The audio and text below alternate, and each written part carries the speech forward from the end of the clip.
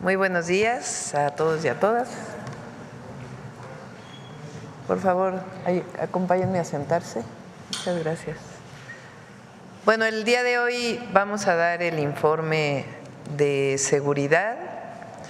Previo a ello, en 3 minutos, le voy a pedir a Profeco que dé su informe. Posteriormente hablará el secretario de Seguridad y Protección Ciudadana y después pasaremos 2 videos con el informe de la Secretaría de la Defensa Nacional y de la Secretaría de Marina. Y tenemos pues el privilegio de que esté con nosotros el fiscal general de la República, el doctor Alejandro Gertz Manero. Esto muestra esta coordinación y el fortalecimiento de la coordinación entre las instituciones del Estado mexicano encargadas de la seguridad y la procuración de justicia.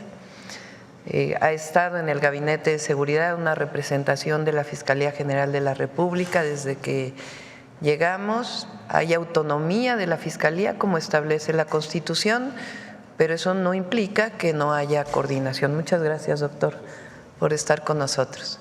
Entonces, Iván, si nos ayudas a la breve presentación de Profeco y después Omar García Harfuch dará la información.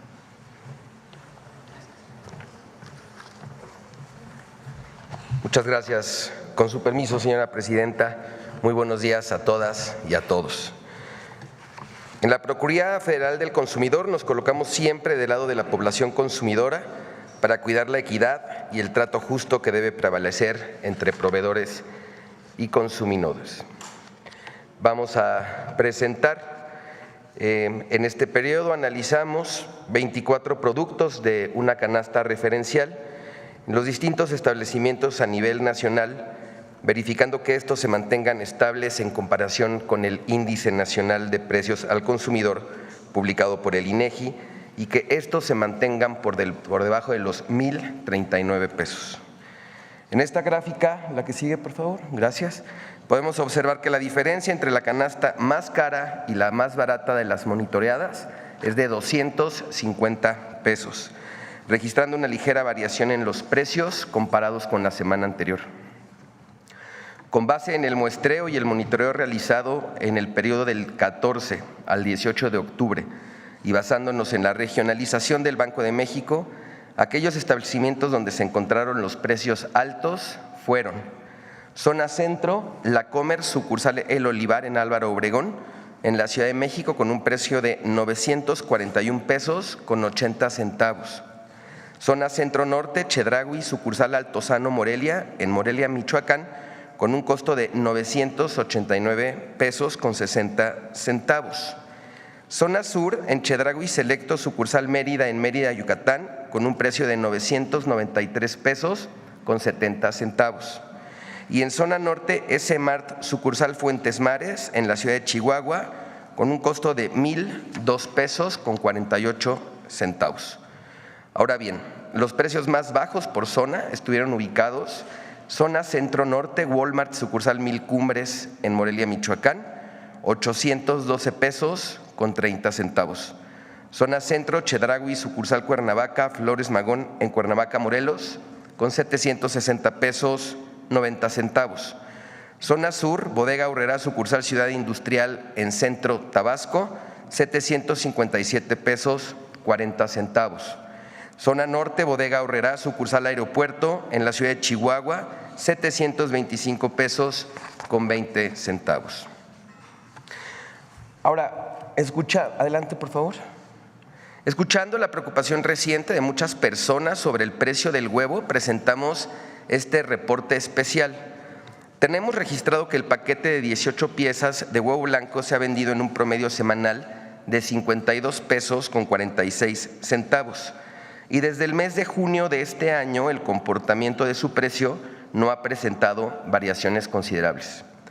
Prueba de ello son los precios monitoreados del 14 al 18 de octubre Y entre los establecimientos con precios bajos identificamos La Comer, sucursales El Dorado e Insurgentes en la Ciudad de México, con 36 pesos por el paquete de 18 huevos blancos, o el caso de Chedraui, sucursal Centro Sur en la Ciudad de Querétaro, el cual presentó un precio de 39 pesos. Y reportamos los precios más altos que encontramos en este monitoreo, entre los que se destacan a precio en la región norte, en Tijuana, sucursal Jardines, que lo vendió en 66 pesos con 90 centavos, o en el caso de Superaqui en la región sur, en Cancún, la sucursal Crucero, que lo vendió en 61 pesos con 95 centavos. Es decir, hay una diferencia de 30 pesos con 90 centavos entre el precio más alto y el más bajo que encontramos en nuestro monitoreo. Como se muestra en la gráfica, este producto en la primera semana de enero de 2023 tenía un precio promedio de 53 pesos con 36 centavos y se ha mantenido estable. Al día de hoy su precio se encuentra por debajo de dicho promedio. Damos paso al reporte quién es quién en el precio de los combustibles. Para el 24 de octubre, el precio promedio por litro de la gasolina regular se ubicó en 23 pesos con 87 centavos. Para la gasolina premium, 25 pesos 26 centavos y el diésel en 25 pesos con 50 centavos. Para esta semana no habrá incentivo fiscal, de acuerdo a los datos de la Secretaría de Hacienda, al presentarse una estabilidad en los precios internacionales de referencia de los combustibles y de la mezcla mexicana de petróleo. Conforme a las regiones establecidas por la Comisión Reguladora de Energía y la Secretaría de Energía, presentamos este comparativo de acuerdo al muestreo de 162 estaciones de servicio por tipo de combustible. Los precios altos identificados en este monitoreo son gasolina regular en la región noreste de la marca Winstar, permisionario Super Servicio del Valle en Guaymas, Sonora, con un precio por litro de 26 pesos con 19 centavos. Gasolina premium en la región occidente de la marca Pemex, permisionario Combustibles de la Bahía en Puerto Vallarta, Jalisco, 27 pesos con 59 centavos por litro. Diésel en la región sureste de la marca Lagas, el permisionario Servicio Rimatobe en Cancún, Quintana Roo, encontramos el litro en 27 pesos con 48 centavos. Y los precios más bajos identificados por región está gasolina regular en la región del Golfo, el permisionario Estaciones de Servicio Auto de la marca Orsan en Coatzacoalcos, Veracruz, con 22 pesos con 89 centavos. Gasolina premium, región centro de la marca BP en la ciudad de Querétaro, comercializadora Gipton, vendió el litro en 23 pesos con 38 centavos. Y en diésel, en la región Golfo de la marca G500, el permisionario Servicio Regio 14 con un precio por litro de 23 pesos con 95 centavos. Aprovecho, señora presidenta, este segmento para informar que por razones de rediseño, a partir de hoy, la aplicación litro por litro quedará temporalmente inactiva. Hemos iniciado un proceso de actualización para incluir mejoras en el sistema. Para ello ya estamos trabajando en coordinación con la Agencia de Transformación Digital del Gobierno de México. Para nosotros, los reportes ciudadanos son vitales.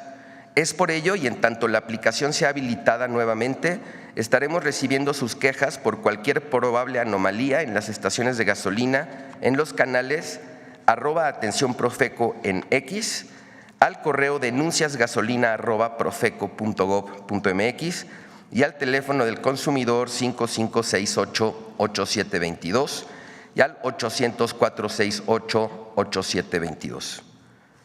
Con respecto al quién es quién, ya me falta muy poquito, doctora. En el gas LP, para el día 23 de octubre, el precio promedio nacional del gas, en el caso del gas estacionario, fue de 10 pesos con 41 centavos y para el gas por cilindro, 19 pesos con 28 centavos. El precio más bajo detectado en nuestro monitoreo del gas por litro para tanque estacionario se encontró en Nicolás Romero, Estado de México, en 10 pesos con 10 centavos, con el permisionario Regiogas. Y para el gas por kilo que se expende por cilindro, el permisionario Potogas en la región de Zacatecas lo comercializó en 19 pesos con 76 centavos. Los resultados completos de todos los estudios de esta semana están publicados y a su entera disposición en nuestra página profeco.gov.mx. www.icc.gov.mx. Concluyo. Procurar la defensa de las personas consumidoras, desde la atención de un reclamo hasta darle trámite a una queja u ofrecer apoyo institucional en las acciones colectivas, son tarea diaria que la Procuraduría ofrece para mejorar las condiciones de igualdad de la población consumidora. Muchísimas gracias. Muy buenos días. Adelante, Omar.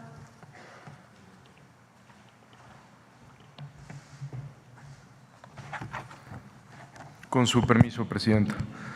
A continuación, presentaremos un informe del avance de la Estrategia de Seguridad y Construcción de Paz. Va Marcela. Muy bien. Perdón, discúlpenme. Es que ahora los índices delictivos los va a presentar Marcela Figueroa, que es la secretaria ejecutiva del Sistema Nacional de Seguridad Pública, y después Omar ya presentará los resultados específicos en cada una de las entidades de la República. Discúlpame, Omar. Adelante, Marcela.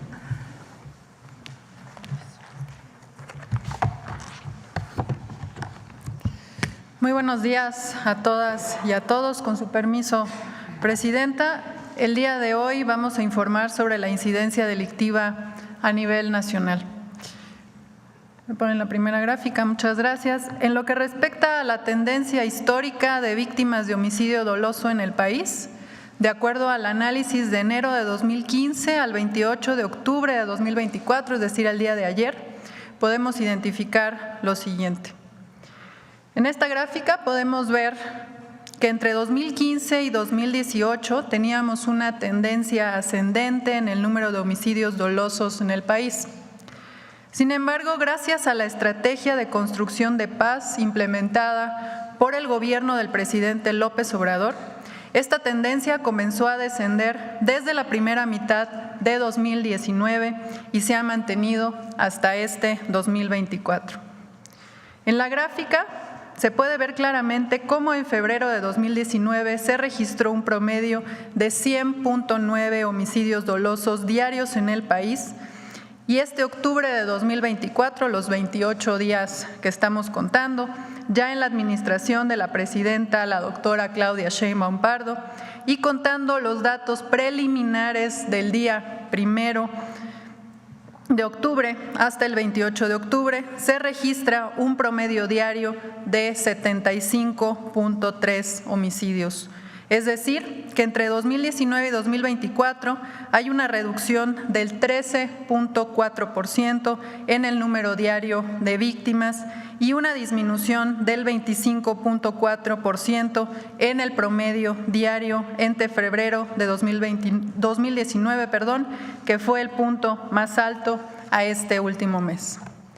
Si comparamos este promedio preliminar de 75.3 registrado en octubre de 2024 con los meses de octubre de los años pasados, también se identifica que es el octubre con menos homicidios dolosos desde 2017. Es importante recalcar que los datos de octubre, insisto, son preliminares, dado que es información que recibe el Gabinete de Seguridad todos los días provenientes de las 32 fiscalías estatales del país, pero que, como ustedes saben, mes con mes se vuelven a cotejar con estas fiscalías y son hechas públicas posteriormente en la página del Secretariado Ejecutivo del Sistema Nacional de Seguridad Pública. Siguiente lámina, por favor. Ahora, en relación con el promedio diario de víctimas de homicidio doloso cada año, si analizamos las cifras ya cotejadas y publicadas por el INEGI hasta 2023, se identifica también que hay una reducción de menos 18.09% entre 2018, cuyo promedio diario fue 100.5, y en lo que llevamos de 2024, que es de 82.32. La siguiente, por favor. En lo que respecta al estatus de las entidades del país respecto a los homicidios dolosos, identificamos que de enero a lo que va de octubre de 2024, prácticamente el 50% de estos homicidios se concentra en 7 estados.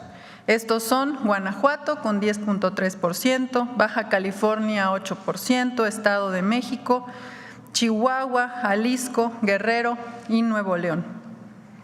La siguiente.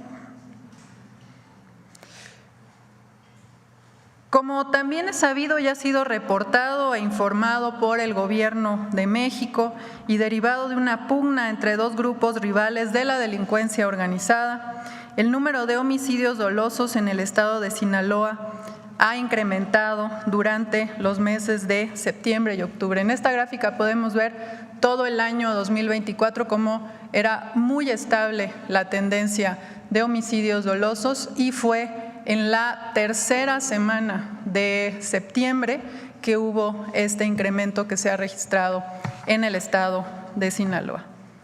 La siguiente. En materia de tendencias en la incidencia delictiva de alto impacto, es decir, de los delitos de homicidio doloso, feminicidio, lesiones dolosas por arma de fuego, secuestro, extorsión y los robos con violencia en sus diferentes modalidades, como son robo a transeúnte, de vehículo, a transportista y casa habitación, entre enero de 2015 a septiembre de 2024, que es el último corte oficial de todas las fiscalías del país, se identifica que se tiene una disminución en el promedio diario entre 2019 y 2024 de 35.23%. En este caso, el punto más alto de la incidencia de estos delitos durante el sexenio anterior se registró también en febrero de 2019, con más de 1,000 delitos diarios, 1,011.11 para ser exactos. Sin embargo, no solo se identifica una tendencia a la baja desde ese año, sino que si se comparan los meses de septiembre desde 2015, el pasado septiembre de 2024 es el mes con menos delitos de alto impacto registrados, con un promedio de 602.8 delitos diarios, lo que implica una disminución de 40.38% entre el punto más alto de febrero de 2019 y el punto más bajo, que es septiembre 2024. La siguiente. En lo que respecta a la disminución delito por delito, comparando septiembre de 2019 con septiembre de 2024, homicidio doloso ha disminuido 8.2%, feminicidio 14.9%, lesiones dolosas por disparo de arma de fuego 5.8%, secuestro extorsivo también una disminución de 77.6%, la extorsión ha incrementado 18.3%, todos los robos con violencia han disminuido 37.5%, el robo casa habitación con violencia ha disminuido 57.3%, el robo de vehículo con violencia ha disminuido 25.1%, robo a transportista 31.8%, robo a transeúnte con violencia 32.3% y otros robos con violencia también 45.5%. La siguiente.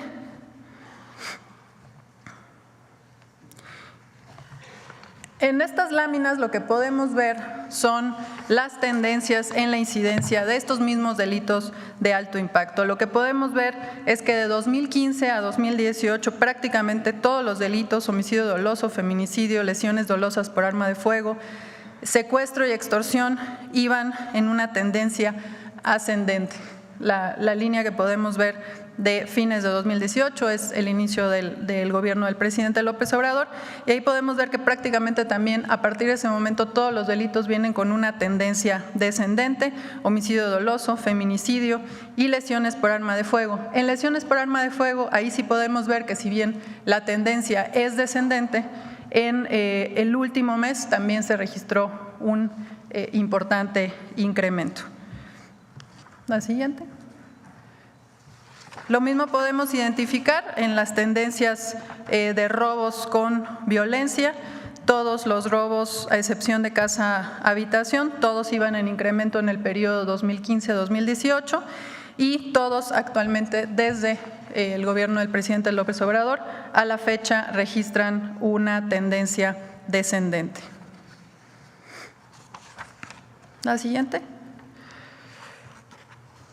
En lo que respecta a los delitos del fuero federal, entre enero de 2019 a septiembre de 2024, también hay una disminución de menos 19.5% en el promedio diario.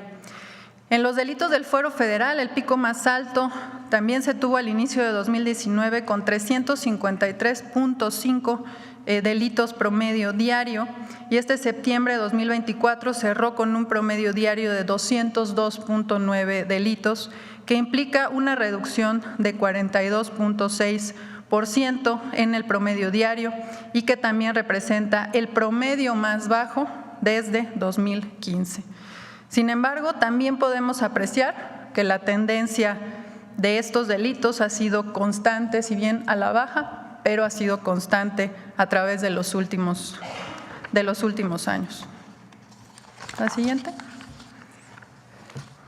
Ahora, en temas de incidencia del fuero federal dividido por delitos, tenemos que hay una disminución del 35.1% en delitos contra la salud, del 40.9% en delitos relacionados con la delincuencia organizada, 16.1% en delitos fiscales, menos 67.1% en delitos financieros y menos 10.6% en delitos relacionados con armas de fuego y explosivos.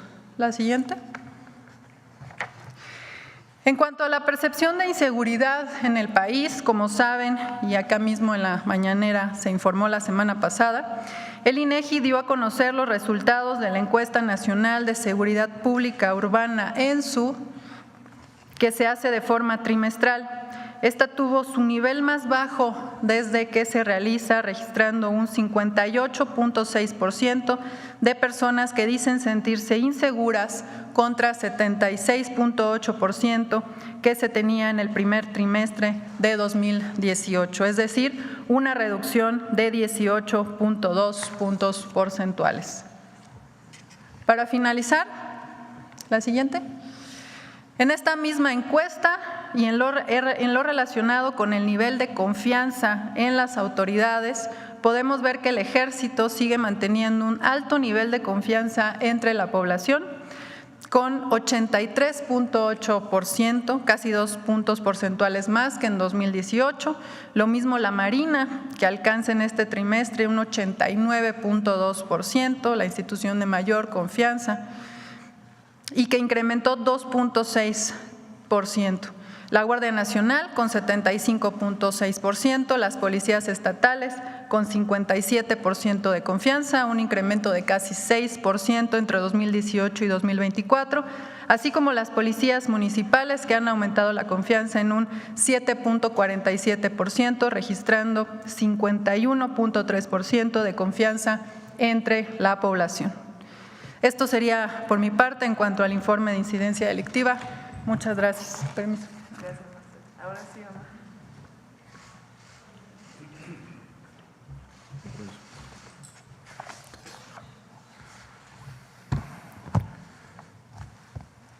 Muy buenos días. Con su permiso, Presidenta. A continuación, presentaremos un informe del avance de la Estrategia de Seguridad y Construcción de Paz de los primeros 28 días de gobierno. La actual Estrategia Nacional de Seguridad da continuidad a los logros alcanzados con anterioridad y se fortalecen los 4 ejes estratégicos previamente establecidos: atención a las causas estructurales de la violencia, la consolidación de la Guardia Nacional, el fortalecimiento de las capacidades de inteligencia e investigación y la coordinación entre el Gabinete de Seguridad, por supuesto la Fiscalía General de la República y las entidades federativas. En el Gabinete de Seguridad, encabezado por la presidenta Claudia Sheinbaum, se han desarrollado líneas de acción basadas en el fortalecimiento de las tareas de inteligencia e investigación y la estrecha coordinación interinstitucional con el objetivo de construir la paz y combatir la impunidad en nuestro país. En estos 28 días, más adelante vamos a presentar un video, pero quisiera informar de algunos asuntos relevantes. En estos 28 días han sido detenidas 824 personas por delitos de alto impacto. Se aseguraron 834 armas de fuego y más de 33.800 kilogramos de diferentes tipos de droga, además de 46.336 pastillas de fentanilo. Entre estos aseguramientos, destaca el aseguramiento histórico en alta mar por parte de la Secretaría de Marina más grande, con más de 8,000 kilos de cocaína, así como el día de ayer casi 1 tonelada de cocaína en San Luis Río Colorado por parte de la Secretaría de la Defensa Nacional. Destacamos también como relevante la detención de 43 extorsionadores en Michoacán. Hemos avanzado en la consolidación de la Guardia Nacional y sus labores de vigilancia y reconocimiento, con 133,000 efectivos desplegados en el territorio nacional en apoyo a las 32 entidades federativas, fortaleciendo la vigilancia en las vías generales de comunicación en municipios con alta incidencia delictiva, así como deteniendo a generadores de violencia, pero también incrementando sus labores de proximidad social para estar cerca de la ciudadanía y en apoyo a la población, como los vimos en días recientes en Acapulco, auxiliando a la población durante el huracán. Cabe señalar que la Guardia Nacional ha contribuido de manera muy significativa en estas primeras semanas en los resultados en materia de seguridad: aseguramientos de droga, recuperación de vehículos, incautación de armas de fuego, detenciones de generadores de violencia, drogas y operaciones de rescate. Asimismo, hemos establecido acciones para fortalecer la coordinación interinstitucional para la detención de generadores de violencia con la participación de la Secretaría de la Defensa Nacional, la Secretaría de Marina, la Fiscalía General de la República y Guardia Nacional, así como fiscalías locales y policías estatales. De algunas acciones realizadas en el mes de octubre, destacan las siguientes. En Baja California, el 23 de octubre, personal de la Secretaría de la Defensa Nacional y de la Policía Estatal detuvieron en Tijuana a una persona por el delito de tráfico de fentanilo, de drogas, el cual transportaba a bordo de su vehículo 7 kilos de fentanilo y más de 40,000 pastillas de esta droga, cuyo valor en el mercado habría sido de más de 70 millones de pesos mexicanos. En Guanajuato, en una operación coordinada con personal de inteligencia de la Secretaría de Seguridad, Defensa Nacional, Guardia Nacional y Fiscalía General de la República, en Dolores Hidalgo, fueron detenidos 2 objetivos prioritarios que presuntamente operaban para un cártel con presencia en la entidad, a quienes se les aseguraron también 1,000 pastillas de fentanilo, 1,000 dosis de metanfetamina y un arma larga. En Guerrero, resultados de los trabajos de inteligencia naval y de la Secretaría de Seguridad, la Secretaría de Marina, Guardia Nacional y Secretaría de Seguridad, más Fiscalía General de la República y Fiscalía General de Justicia del Estado de Guerrero, realizaron un cateo en el poblado El Zapote, en Coyuca de Benítez, Guerrero, donde fueron detenidos 8 personas a quienes se les aseguraron 8 armas largas, cartuchos, equipo táctico y equipos de comunicación. Esta célula delictiva se vinculaba con varios hechos violentos en la entidad. En Jalisco, como parte de la colaboración entre la Secretaría de Marina y la Fiscalía General de la República, el 8 de octubre fue detenido Andrew N., identificado como líder de una organización delictiva transnacional, a la cual se le atribuye actividades de enlace logístico entre un grupo delincuencial local. Asimismo, a esta persona se le vincula con el trasiego de fentanilo y metanfetamina, así como el tráfico de armas y la comercialización de drogas sintéticas entre México, Estados Unidos, Canadá, Ecuador y Colombia. En Michoacán, el 17 de octubre, en Lázaro Cárdenas, Michoacán, la Secretaría de Marina aseguró 2 embarcaciones con 12 personas y se aseguraron más de 2,800 kilogramos de cocaína. Esto se suma a los casi 12,000 kilos asegurados de cocaína por parte de la Secretaría de Marina en estos 28 días. Cabe destacar que este aseguramiento representa una afectación muy importante económica a la delincuencia organizada. En Nuevo León, en varias acciones, el 16 de octubre, como resultado de intercambio de información de la Secretaría de la Defensa Nacional, Guardia Nacional, Secretaría de Seguridad y Policía Estatal, en el municipio de Sabinas, Hidalgo, fue detenido Luis Mario N., a quien se le identifica como objetivo prioritario por sus vínculos con un grupo delictivo que opera en la entidad, en Nuevo León y en Tamaulipas. Además, fueron detenidas otras 4 personas. También en Nuevo León, elementos del Ejército Mexicano, Guardia Nacional y Policía Estatal detuvieron a 10 presuntos integrantes, entre ellos José Alberto N., alias El Vaquero, quien fungía como jefe de plaza en un municipio de esta entidad. En esta acción también se aseguraron 8 armas largas de fuego, diversas dosis de droga y equipo táctico. El 24 de octubre, en Quintana Roo, se realizó una operación coordinada entre la Secretaría de Marina, la Secretaría de Seguridad y la Fiscalía General del Estado para cumplimentar una orden de aprehensión por homicidio. El detenido es señalado como un presunto integrante del grupo delictivo, responsable de extorsiones, cobro de piso y homicidio en la zona hotelera de Cancún, siendo este un objetivo prioritario para la Fiscalía General de Justicia del Estado de Quintana Roo. El 22 de octubre, personal de la Secretaría de la Defensa Nacional detuvo a Edwin Antonio N., alias el Max, jefe de una célula delictiva, quien es considerado uno de los principales generadores de violencia en Culiacán, Sinaloa, el cual participó en diversos hechos ocurridos violentos recientemente en el Estado. Durante esta detención, la Secretaría de la Defensa Nacional aseguró 4 ametralladoras, 17 armas largas, 5 armas cortas, un fusil Barrett calibre 50, chalecos balísticos, cascos balísticos, además de 7 vehículos y más de 1,000 pastillas de fentanilo. Posteriormente, se realizó su traslado al Ceferezo número 1 en el Estado de México, donde se cumplimentó una orden de aprehensión en coordinación con la Fiscalía General de Baja California por el delito de homicidio calificado. El 27 de octubre, elementos de la Guardia Nacional con información de inteligencia militar dieron seguimiento también a integrantes de una organización y detuvieron a 2 hombres, a quienes se les aseguraron 7 armas largas, cargadores, equipo balístico, más de 38 kilos de metanfetamina, vehículos, etc.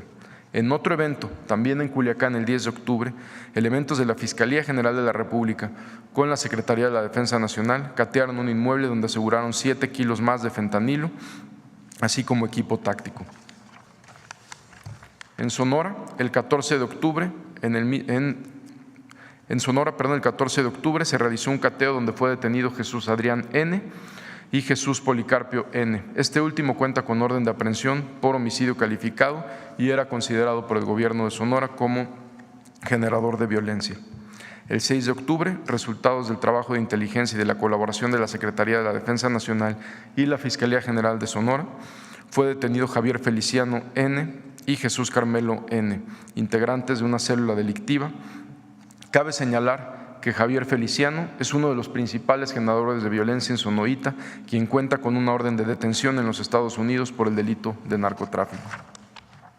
Como parte de nuestra estrategia, hemos planteado 2 acciones que son una parte de la base de operación de la Estrategia Nacional de Seguridad en lo relativo al marco legislativo.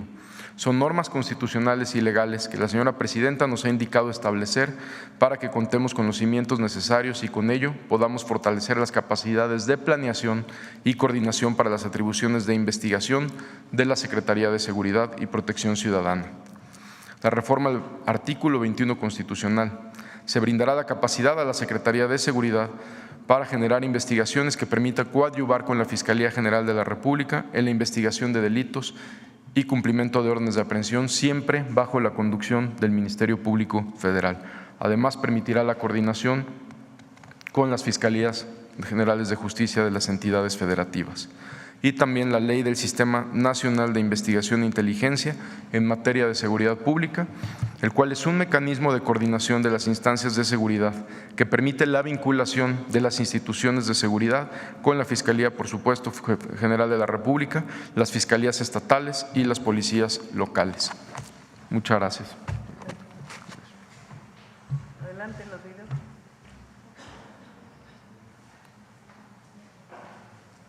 La actual Estrategia Nacional de Seguridad da continuidad a los logros alcanzados en la anterior administración para seguir construyendo un México seguro y en paz, pero además se están priorizando 4 ejes trascendentales: la atención a las causas estructurales, el fortalecimiento y consolidación de la Guardia Nacional, el impulso a la inteligencia y la investigación, así como una coordinación efectiva entre el Gabinete de Seguridad y las entidades federativas.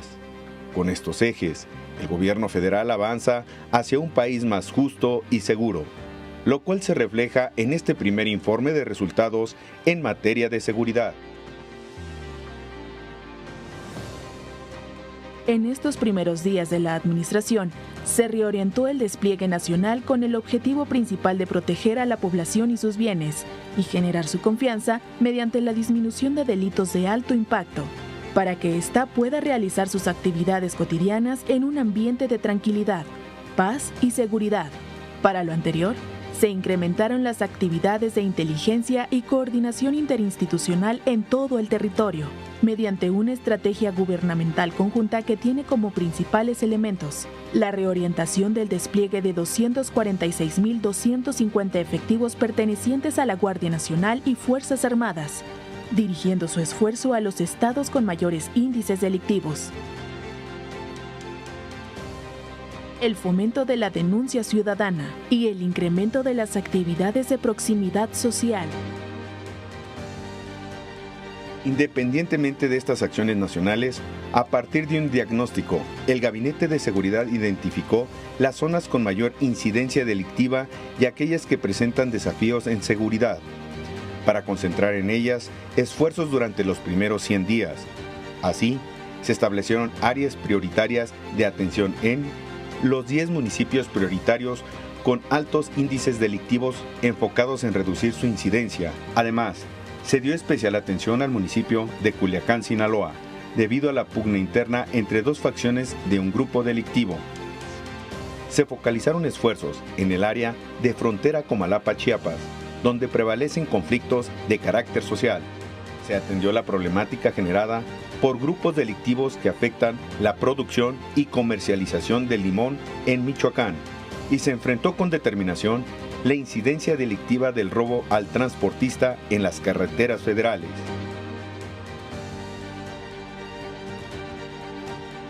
Mediante una coordinación interinstitucional efectiva y un enfoque prioritario en inteligencia y prevención social, se han logrado resultados que reflejan el impacto positivo de un esfuerzo conjunto y estratégico en el fortalecimiento de la seguridad en el país, siendo los siguientes: aseguramientos, 820 armas de fuego, de las cuales 535 provienen de Estados Unidos, lo que representa un 65% del total asegurado.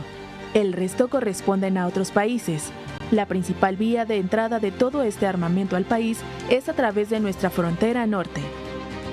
61 granadas, 866 vehículos, 14 kilogramos de fentanilo, 13 toneladas de metanfetaminas, 4 toneladas de marihuana, 21 kilogramos de heroína, 15.43 toneladas de cocaína, 11.216.376 pesos mexicanos, 991.290 dólares americanos. También se detuvieron 810 personas. Destaca la labor del Centro Nacional de Inteligencia para combatir los objetivos generadores de violencia, con la que se han detenido 35 infractores de la ley, pertenecientes a 6 grupos delictivos, entre los que sobresalen Antonio N., Luis N., Gamaliel N., Pedro N., Salvador N. y Armando N. Y se localizaron y destruyeron 3.469 plantíos de marihuana en 411 hectáreas, 931 plantíos de amapola en 97.6 hectáreas, 8 laboratorios clandestinos que representan más de 14.577 millones de pesos en la afectación económica a la estructura logística de la delincuencia organizada. Se aseguraron 13 toneladas de metanfetamina y 62.5 toneladas de precursores químicos. Además, dentro del plan del Gobierno de la República para combatir el robo de hidrocarburos, se incautaron 954.261 litros de hidrocarburos. En cuanto a la estrategia para evitar que se afecte el ciclo productivo del limón en Michoacán, se mantiene un despliegue de 870 efectivos en la región de Tierra Caliente. Las principales acciones que se realizan son las siguientes: reuniones con representantes de la industria limonera, vigilancia de vías de comunicación en el área, acompañamiento de seguridad al autotransporte de carga de limón. Con lo anterior, se ha logrado la detención de 43 extorsionadores, permitiendo apoyar a los productores de limón, impulsar el desarrollo de la economía local, la apertura y operación de 75 empacadoras y procesadoras, y mantener el precio estable del producto. Por lo que respecta a la estrategia de atención en el área de frontera Comalapa, Chiapas, el despliegue de 1.949 efectivos ha permitido que la población civil realice sus actividades apoyando a la sociedad con acciones de labor social. con lo que se ha beneficiado a 28.340 personas con servicios de atención médica, trabajos de mantenimiento y entrega de despensas. La Guardia Nacional continúa desempeñándose en la administración y operación de aduanas, con un despliegue permanente de 4.444 efectivos distribuidos en 32 aduanas, 21 fronterizas y 11 interiores, donde realizan actividades de reconocimiento aduanero. Además, 3.044 efectivos están asignados a 73 aeropuertos y 27 aeródromos, llevando a cabo un total de 12.785 operaciones de revisión para garantizar la seguridad aérea. En el ámbito de la reinserción social, ha apoyado en el traslado de internos considerados de alta peligrosidad y en la verificación de centros federales y estatales de reinserción social, utilizando 564 efectivos. De igual manera, en coordinación con los transportistas, se implementó una estrategia contra el robo de sus vehículos y carga en los estados de Guanajuato, Veracruz, México, Michoacán, Puebla, San Luis Potosí, Jalisco, Morelos y Nuevo León, para reducir la incidencia en este delito y garantizar la movilidad de la población, recuperándose 81 vehículos. La consolidación de la Guardia Nacional se refleja en el cumplimiento de las atribuciones que la ley le confiere, contribuyendo con el 40% de todos los resultados que obtienen las dependencias gubernamentales con injerencia en materia de seguridad. La colaboración estrecha entre el Gabinete de Seguridad y las entidades federativas demuestra el firme compromiso del Gobierno de la República. Bajo una coordinación absoluta, se analiza, planifica y ejecutan estrategias de acciones específicas en materia de seguridad pública, con el objetivo de salvaguardar el bienestar de nuestra población y proteger su patrimonio. Continuaremos avanzando y mejorando en nuestra misión de construir un México más seguro para todos. Falta todavía. Marina.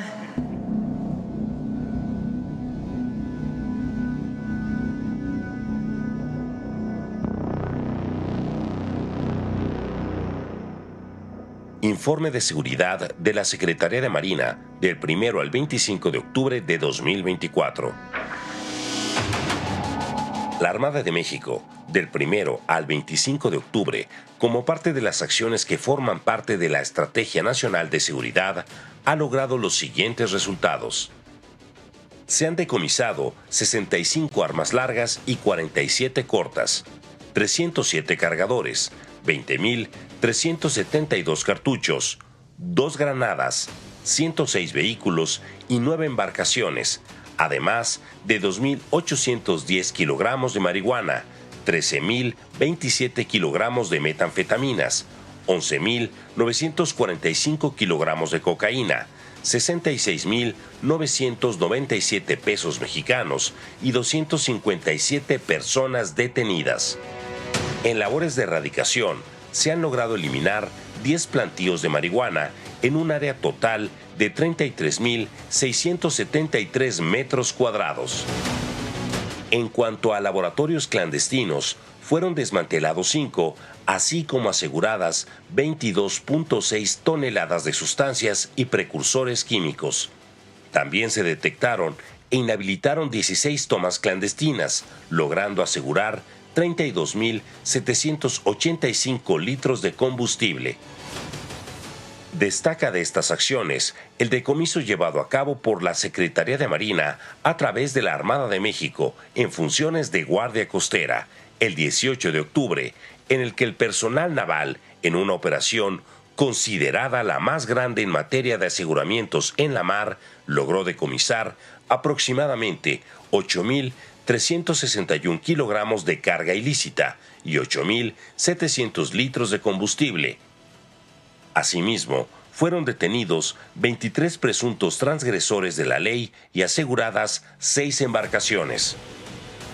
Estos resultados nos permiten reafirmar nuestro compromiso por recuperar la paz de los espacios públicos y devolver la tranquilidad a las familias mexicanas.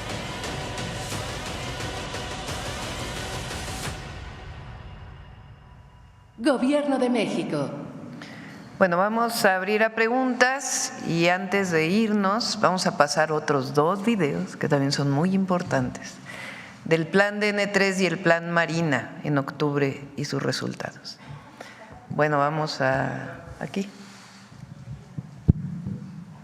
Muy buenos días, Presidenta, integrantes del Gabinete Fiscal. José Manuel Fuentes, de Capital 21, el corazón de la capital.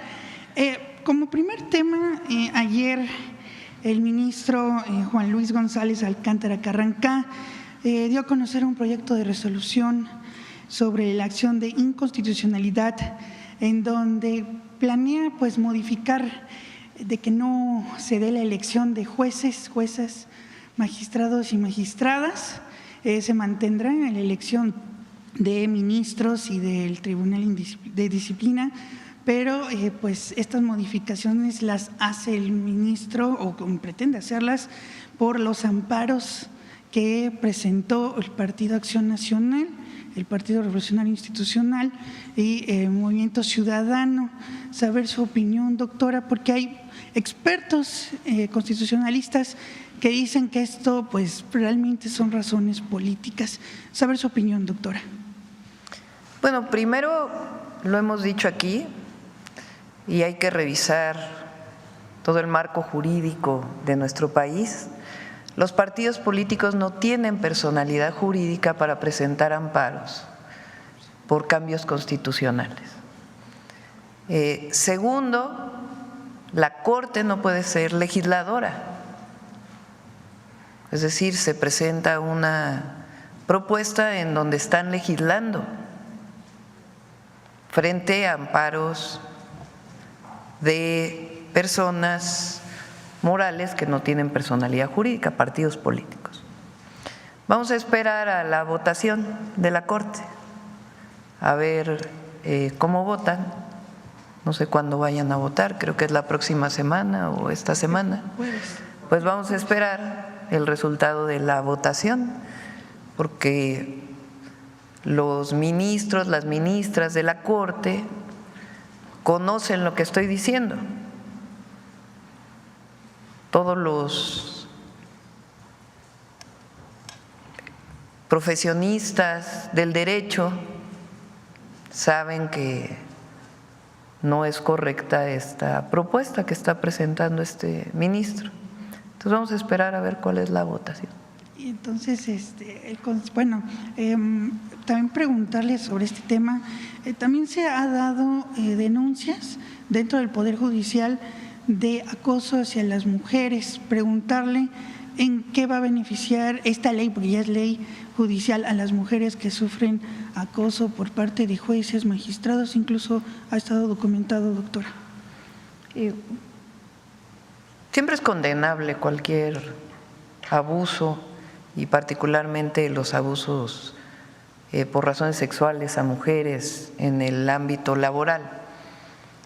Lo que nosotros queremos con todas las modificaciones que hemos presentado, no solo la reforma al Poder Judicial, sino las reformas que ya pasaron por el Senado, la constitucional, faltan todas las de distintas leyes de protección a las mujeres. Evidentemente, nuestro objetivo es proteger a las mujeres y que se erradique esta forma de abuso que no solo no es correcta, sino es condenable. Por otro lado, también preguntarle, ya que usted presentó, Presidenta, el Plan Nacional de Vivienda, ¿en qué va a beneficiar también a los capitalinos? ¿Cómo se hará el trabajo con la jefa de gobierno, Clara Brugada, que ella propuso la creación en su gobierno de la Secretaría de Vivienda? ¿Cómo se va a dar esta cooperación? Y muchas gracias, Presidenta. Sí, si quieren ya hablamos de vivienda cuando venga Edna y que pueda platicar cuántas viviendas se harían en la Ciudad de México, si les parece. Vamos por acá. Desde ayer estás levantando la mano. Buen día, Presidenta. Manuel Pedrero, de los Reporteros MX. Abonando un poquito con el tema de la Suprema Corte, la exposición de motivos resulta bastante interesante, peculiar. En la síntesis que hace la Suprema Corte como institución, presentan, abro comillas, ¿Por qué analizar la constitucionalidad de una reforma inconstitucional? Nuestra Constitución vigente desde 1917 es el producto de un pacto federal que diversos territorios contrajeron como resultado de la Revolución Mexicana. Y aquí entra una parte que llama poderosamente la atención, siendo este un comunicado institucional, y dice: el pueblo de México, no el pueblo electoral, sino que el propio pueblo de México eligió una forma específica de gobierno en nuestra Constitución. Este pacto quedó así plasmado y citan el artículo 40 de la Constitución.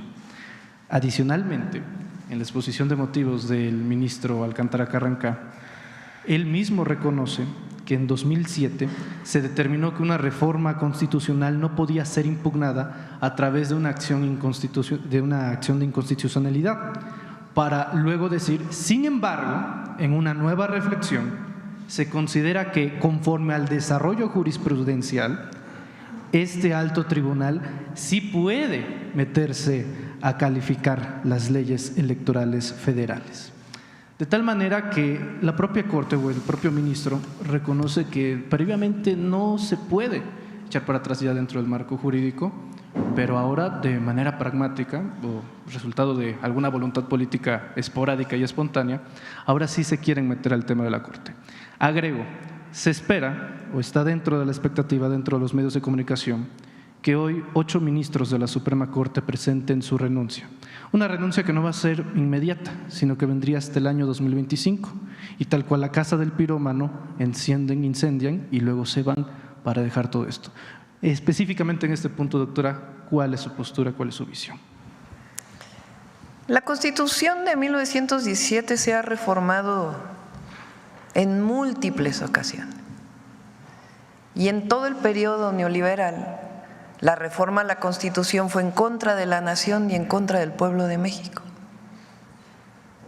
Las privatizaciones y muchas otras reformas que nunca cuestionó la Corte. El propio Zedillo modificó para que desapareciera la Corte que existía antes y se constituyera una nueva Corte nombrada por él. Bueno, supuestamente por el Senado, pero en realidad eran propuestas de él. Las y los ministros de la Corte saben que lo que están haciendo es inconstitucional. Ellos lo saben, son doctores en Derecho. No tienen las atribuciones como Corte de legislar, ni de echar para atrás una reforma constitucional que siguió todos los procesos tal cual establece la Constitución. Entonces vamos a esperar a ver cómo votan los ministros y las ministras. Vamos a ver cómo votan. Y sobre la renuncia, es que ellos lo que están planteando en su modificación es que se elijan los ministros, pero no se elijan los magistrados y los jueces, o las y los magistrados y jueces. Esa es la propuesta del ministro que está haciendo esta propuesta. Entonces, ¿por qué presentan su renuncia? Esa parte no la quitan de la Constitución. Es que si presentan ahora su renuncia, se van a ir con todos los haberes de retiro. ¿Sí se entiende? Si no presentan ahora su renuncia, entonces ya no tendrían los haberes de retiro. Haberes de retiro es todo lo que se llevan los ministros y ministras cuando se retiran de la Corte, que es un montón de dinero. A ver si luego pone. Mañana lo presentamos porque hoy no lo traigo, pero es un porcentaje muy importante de lo que ganan cada mes. Entonces, ¿por qué presentan en este momento su renuncia? Porque la propia reforma constitucional dice que si presentan ahora su renuncia, se llevan los haberes de retiro. Entonces, ¿su propuesta cuál es? Que se elijan a los ministros y ministras legislando sobre la reforma constitucional y presentan su renuncia pues para llevarse sus retiros. Ese es el marco en el que se está dando la renuncia de las ministras y los ministros, pero no nos adelantemos. Vamos a ver cómo van a votar. a ver si las y los 8 ministros que se requieren para esta mayoría calificada van a votar sobre algo que ellos saben que no es correcto. Entonces vamos a ver cómo votan. Correcto. En una segunda pregunta, Presidenta, esperando que no pase nada extraordinario el jueves y pues ya no la reforma judicial, sino la ley judicial siga su curso, preguntarle acerca de los diversos perfiles pues que se han ido animando o han visto los primeros requisitos, detalles de la convocatoria, justamente para participar en la elección de jueces, juezas, magistrados, magistradas, ministras, ministros de la Suprema Corte y del Poder Judicial. Hay un caso en particular que por lo menos en nuestra redacción ha llamado mucho la atención y es el caso del exsecretario particular de Felipe Calderón Hinojosa, Roberto Gil Suart, quien ha levantado la mano también para ser aspirante, no tal cual a candidatura porque todavía no llegamos a ese punto, pero sí aspirante a candidato a ministro de la Suprema Corte. ¿Qué no el propio conservadurismo estaría avalando en sí mismo lo que durante meses se criticó de la propia reforma judicial y la ley judicial, cuando personajes vinculados al panismo también levantan la mano para participar y legitimar la propia elección de jueces, magistrados y ministros? También, digo, en balanza de equilibrio, así como han aparecido perfiles de derecha, pues han aparecido perfiles de izquierda, no sé, como el abogado César Gutiérrez Priego, abogado penalista, y han salido más perfiles, seguramente también, ojalá salgan perfiles mujeres, no solamente de los que ya están en la Suprema Corte, sino también en otros puestos. Preguntarle qué opina de ese caso específico, si no es en sí mismo la convalidación del conservadurismo al meter o tratar de incrustar sus perfiles dentro de la propia elección. Pues que decida el pueblo. Qué bueno que ya levantaron la mano. Ahora, el pueblo decidió que también se van a elegir magistradas, magistrados, jueces y juezas, no solamente ministras y ministros de la Corte. Adelante.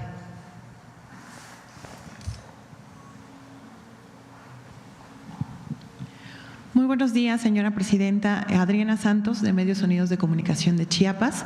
Precisamente retomando el tema de la seguridad, hace rato se mencionaba una encuesta del INEGI. En esta encuesta, lamentablemente, Tapachula, Chiapas, se corona como la ciudad más insegura de todo el país, donde 9 de cada 10 habitantes mencionan que sienten inseguridad. ¿Cómo se va a trabajar en esta estrategia, teniendo en cuenta que esta zona de la frontera es donde se agudiza el fenómeno de la migración? Y bueno, también desde hace ya algún tiempo se conoce la presencia de grupos criminales que justo están disputando esta zona por todo lo que se mueve en la frontera de Chiapas. Sí, son 3 ejes, diría yo.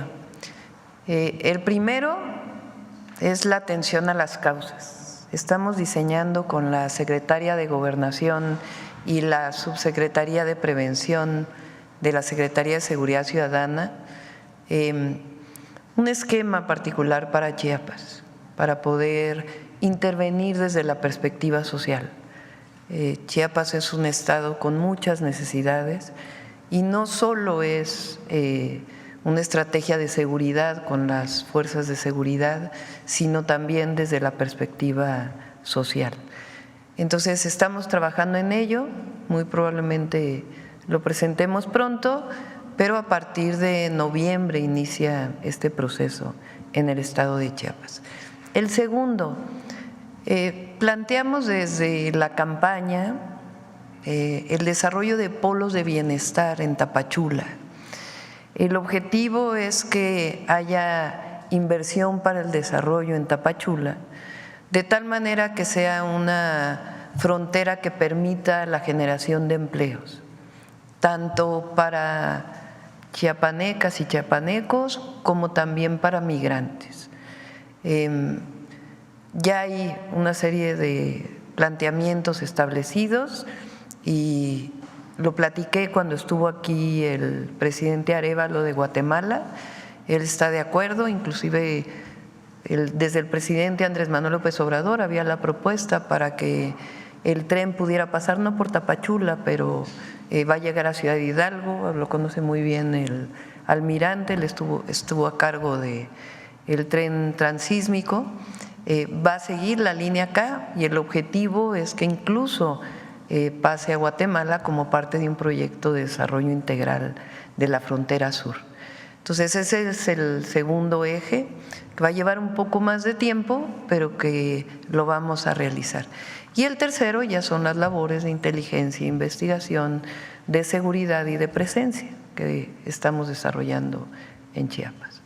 Doctora, en ese mismo sentido, justamente en el tema de seguridad, hace unos días usted en una mañanera condenaba el asesinato del padre Marcelo en San Cristóbal, también uno de los municipios que se ha visto afectado con la presencia de algunos grupos criminales. Y bueno, también el día 23 de octubre, el caso de la menor Liliana, de 12 años, que fue asesinada en la capital chiapaneca, con el que se suman ya 24 feminicidios en lo que va del 2024, 9 de ellos de menores de edad. ¿Qué se está haciendo o bueno, qué se va a implementar en esta estrategia justo para combatir el tema de los feminicidios? Usted recalcó mucho en su campaña, este sexenio es tiempo de mujeres y es una de las demandas de las tuxtlecas y en general de las chiapanecas también con este aumento de la violencia que se ha visto en el estado. Sí, el día 3 de octubre presentamos una serie de modificaciones a la Constitución y a distintas leyes, incluido los códigos penales estatales o la orientación desde las leyes generales para que sean modificadas. El feminicidio es un delito del fuero común, no por ello no vamos a atenderlo y no lo condenamos, al contrario, vamos a trabajar con las entidades de la República, con las fiscalías estatales para avanzar en los dos grandes ejes. La atención a las causas, es decir, que nunca nadie discrimine a una mujer, que se erradique la violencia contra las mujeres a partir de distintos procesos de prevención y de atención a las mujeres en el momento en que están viviendo violencia. Lamentablemente la mayor parte de los feminicidios viene por personas conocidas y muchas veces es la pareja o la expareja, y son parte de círculos de violencia que inician con otras formas de violencia. Y lo que queremos es proteger a las mujeres desde el momento en que empiezan a vivir estos esquemas de violencia para que no llegue al nivel de feminicidio. Entonces tiene que ver con la prevención y la cero impunidad. Y eso tiene que ver con que queremos que en todas las fiscalías de los estados haya una fiscalía especializada en feminicidios. Las fiscalías especializadas en feminicidios tienen que prepararse para que puedan atender un feminicidio que nunca más, como fue el caso de Morelos o de otros casos, en el caso de un feminicidio, una fiscalía diga que es un suicidio o que es por otras causas, cuando en realidad la causa es por odio hacia una mujer. Entonces hay que trabajar en las dos vías y también en el Poder Judicial para que ningún feminicida salga suelto. Recuerdo ahora un caso, aprovechando, en la Ciudad de México tuvimos un lamentabilísimo caso de una mujer que fue asesinada por la pareja y ella ya había denunciado a la pareja, había sido detenido y un juez lo liberó, argumentando que la agresión había venido de la mujer. En ese momento presentamos una queja ante el Consejo de la Judicatura del Tribunal de Justicia de la Ciudad de México y destituyeron al magistrado. Entonces, estos procesos de disminución de la impunidad en la violencia contra las mujeres tienen que ser parte de todas las fiscalías de todos los estados. Y en eso pues vamos a trabajar con la Fiscalía General de la República, las fiscalías de los estados y la propia Secretaría de las Mujeres. Finalmente, doctora, en atención a la población joven, ¿cómo se le va a tomar en cuenta justo para que las y los jóvenes podamos sentirnos también tomados en cuenta en esta estrategia y se nos garantice pues la seguridad como cualquier ciudadano con los programas de bienestar justamente que usted ha impulsado como las becas y el reforzamiento al programa de Jóvenes Construyendo el Futuro? Sí, vamos a aumentar el número de escuelas, particularmente preparatorias y universidades, como en el caso de las universidades ya presentamos el programa y en el caso de la educación media superior muy pronto lo vamos a presentar porque se trata de una reforma integral de la educación media superior. Nosotros, y yo creo que todo el pueblo de México y todas las mexicanas y mexicanos, queremos que los jóvenes estén en la escuela. Queremos que estén ahí, que permanezcan en la escuela los atraiga, que se sientan parte de este proceso educativo, va a ser parte de las actividades deportivas y culturales que vamos a desarrollar, pero las y los jóvenes tienen que estar en la escuela, no deben estar en la calle y menos vinculados a un grupo delictivo.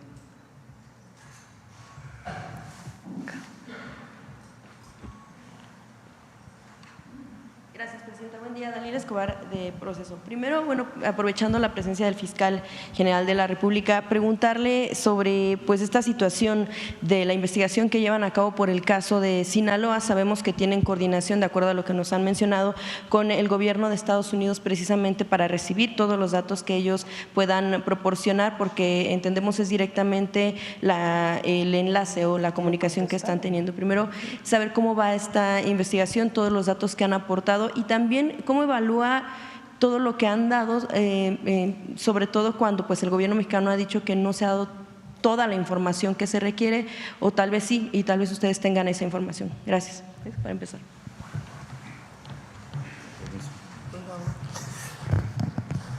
A ver, primero, el delito se cometió en México. Fue un secuestro y hay una serie de investigaciones sobre los homicidios que se cometieron. ¿Qué es lo que nosotros necesitamos que nos informe el gobierno de los Estados Unidos? Nos ha informado una parte, pero falta otra que es fundamental. A esa persona que fue secuestrada en Culiacán, llegó por avión a una ciudad fronteriza de los Estados Unidos.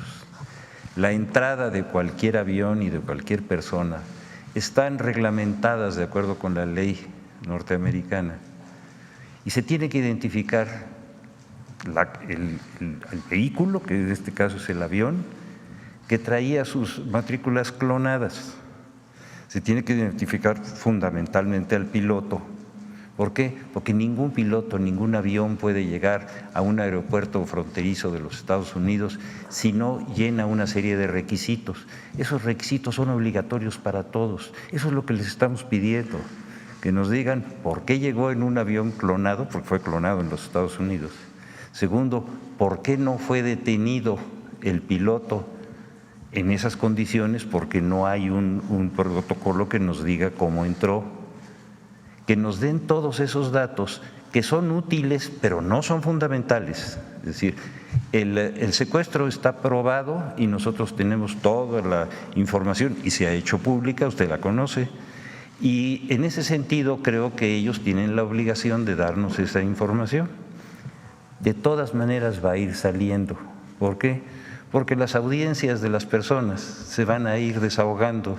Y ahora sabemos lo que está pasando con el que hizo el secuestro, con su hermano y con las facilidades de orden procesal que están teniendo en los Estados Unidos, que también son públicas y todos los conocemos. Entonces se está armando ese expediente y va avanzando con certeza, pero sobre la base de que nosotros tenemos probados los delitos. Fiscal, aprovechando, también en las investigaciones que ustedes están teniendo, ¿cómo llevan el caso del gobernador Rubén Rocha? Si hubo esta salida o no de México, las actividades o han detectado algo irregular pues en su actuación. Mire, la Fiscalía tiene que ser muy concreta cuando tiene datos de prueba. Conforme hemos tenido datos de prueba en razón de los funcionarios de la Fiscalía Estatal que estaban interviniendo en una acción que se llevó a cabo en una gasolinera, usted se acuerda de eso, que evidentemente está demostrado, se hizo público. Nosotros no vamos a hacer imputaciones mientras no tengamos las pruebas suficientes. Cuando las tengamos, las vamos a hacer como las hemos venido haciendo, pero no podemos hacerlo antes porque nuestra propia tarea nos lo impide. Pero sí está, sí lo tienen dentro del entorno pues de investigación. O sea, una cosa es que se tengan todavía pruebas hasta el momento, pero otra cosa es que sí se está investigando. Por eso se lo digo, mientras no tengamos la certeza, no podemos hacer una afirmación. La vamos a hacer, de eso no tengan cuidado, cuando sea procedente, pero no podemos adelantarnos a hacer una serie de hipótesis que no tenemos probadas. Finalmente, ¿a qué le responde Estados Unidos? Ustedes ya han sido muy concretos en lo que hace falta, y ahora mismo lo está haciendo, me imagino que en otros momentos por supuesto que lo han manifestado directamente. ¿Qué responde Estados Unidos? ¿Por qué no da esa información desde hace ya cuántas semanas? No nos dicen. Nosotros ya hicimos la solicitud de asistencia jurídica internacional. Es lo que la ley nos permite, es lo que existe en un entorno internacional de derecho público internacional. Hemos hecho esa solicitud y nos han contestado algunas cosas, pero esas a las que usted se refiere y a las que hemos platicado en este momento, no nos las contestan. Hay que seguir insistiendo. Mire, van a salir, de eso no tiene remedio, tienen que salir. Gracias, fiscal. Presidenta, también, muchas gracias, fiscal. Presidenta, también en torno a este tema de seguridad, un poco también algunas preguntas que se pudieran tener al general respecto sobre todo de cuestiones de derechos humanos. Se han manejado en varios momentos, sí en el marco de lo que ha sucedido en Sinaloa, pero también en otros estados, la actuación de elementos militares, pero también de marinos en torno a cómo se dan las respuestas oficiales respecto de ciertos homicidios que se han dado cuando el ejército lo que dice es que han tenido, con los comunicados oficiales es que ellos repelen o que las ejecuciones se dan porque primero fueron atacados. Ha habido algunos casos en otros años, por ejemplo, no olvidar el caso en Tamaulipas, también no solo es en Sinaloa, el caso de la niña Heidi Mariana. Es un caso que no sabe cómo ha avanzado, si lo cerraron, si no, si van a seguir investigando, sobre todo cuando la madre de esta menor de edad lo que dice es que bueno, pues el ejército lo que trató de hacer es cicatrizar ese hecho diciendo que fue por bala, por un enfrentamiento con un grupo criminal, cuando ella lo que ha podido probar es que en videos se confirma que hubo solamente patrullajes del ejército, es decir, que en el momento había solamente elementos militares. Ella, bueno, pues incluso ha recibido algunas amenazas, la madre de esta menor no solo no ha recibido justicia, sino que además ha sido víctima de amenazas de las personas que ella identifica como oficiales, pues militares. También, bueno, pues algunos otros casos que ya se han dado. ¿Cuándo fue ese caso? Eso fue en 2022. Eso fue ya en otros años. En este mismo, ya empezando pues el sexenio, cuando usted llega a la presidencia, se dan otros casos de los cuales pues quienes están al mando son elementos en el momento, vaya, no la jerarquía, pero sí por lo menos los elementos que están en el lugar, que insisten en que ellos son primero agredidos, sin embargo muchos de esos casos no son esclarecidos. Supimos de uno, de apenas de este hombre que también estuvo a punto de ser asesinado, pero supimos porque hubo videos. De cuántos casos más no se sabrá porque no ha habido este tipo de evidencias en las que incluso en este último video se escucha cuando dicen mátalo, pero en otros casos no tenemos ese tipo de pruebas, pero los familiares pues justo lo que hacen es reclamar ese tipo de justicia para evitar que se sigan dando, sobre todo cuando tenemos elementos militares que dan su versión y que es la que se da por cierta. Sí. General, ¿quiere explicar cuando pasa un caso así cómo se da vista a su propia área y a la Fiscalía?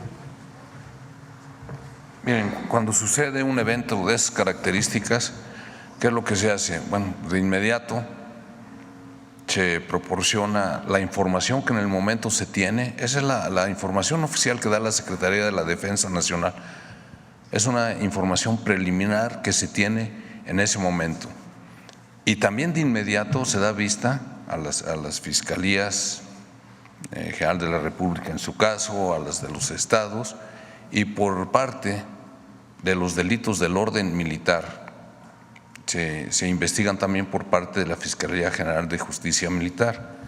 Pero definitivamente no hay impunidad y el avance de las investigaciones no nos corresponde a nosotros darlas porque son autónomas las fiscalías, incluyendo la militar, y en ese sentido ellos en su momento pues informarán los avances, caso similar a lo que acaba de decir el señor fiscal, y ese es el punto. Ahora, sistemáticamente no se violan los derechos humanos, porque también hay muchas ocasiones en donde hay heridos en los que el mismo personal militar les proporciona los primeros auxilios o inclusive los evacúan a las instalaciones hospitalarias más cercanas que haya. También los detenidos de inmediato se ponen a disposición de los ministerios públicos y así es como actuamos.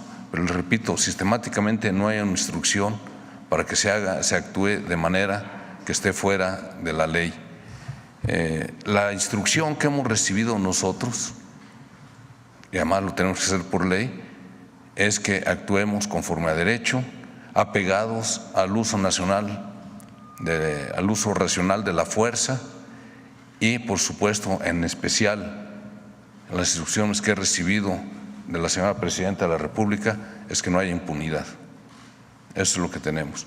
Y también, por supuesto, tenemos la obligación de nosotros estar muy pendiente de nuestro personal, proporcionarles todos los medios, los recursos, pues para que puedan actuar. Su capacitación, su adiestramiento va encaminado también al respeto a los derechos humanos en nuestros planteles de formación militar, en nuestros planteles de capacitación, en nuestros centros de adiestramiento siempre se incluyen aspectos relacionados con la protección a los derechos humanos. Y en ese sentido, cuando se observa un video en el que del que se da cuenta, porque pues tal vez nos hubiéramos podido quedar con la versión de que la persona era un criminal peligroso, cuando bueno, todavía no se sabe, por supuesto también se tendría que investigar la persona que se persigue, pero si no hubiéramos tenido conocimiento mediante un video en el que se escucha un mátalo, ¿qué se estaría pensando? Sobre todo usted, ¿qué opina en torno a este tipo de hechos? Lo que yo opino es que en ese momento ya tenía conocimiento las fiscalías, los encargados de llevar a cabo la investigación, el mismo juez. Esos son los que determinarán si va a haber alguna responsabilidad personal militar, pero sí, ellos ya lo sabían. Gracias. Y el caso de Heidi Mariana, ¿ustedes lo tienen? ¿El caso de qué? De la niña Heidi Mariana en Tamaulipas, ¿ustedes tienen algo sobre eso? ¿Sí se sigue el caso? También está investigando la Fiscalía General de Justicia Militar, porque precisamente en todas las órdenes que se dan al personal militar y se dan por escrito, va un anexo en donde se establece a qué disposiciones se deben de apegar, y una de ellas es el respetar la vida de las personas, el usar las armas de determinada manera, no abusar pues, y todo eso se investiga. Y entonces, hablando de ese caso específico, ya caería en el ámbito de la desobediencia, que es un delito de orden militar. Y además, la Secretaría de Defensa Nacional, el Ejército, la Fuerza Aérea, la Guardia Nacional, también proporcionan todo lo que requieren las autoridades, con total transparencia.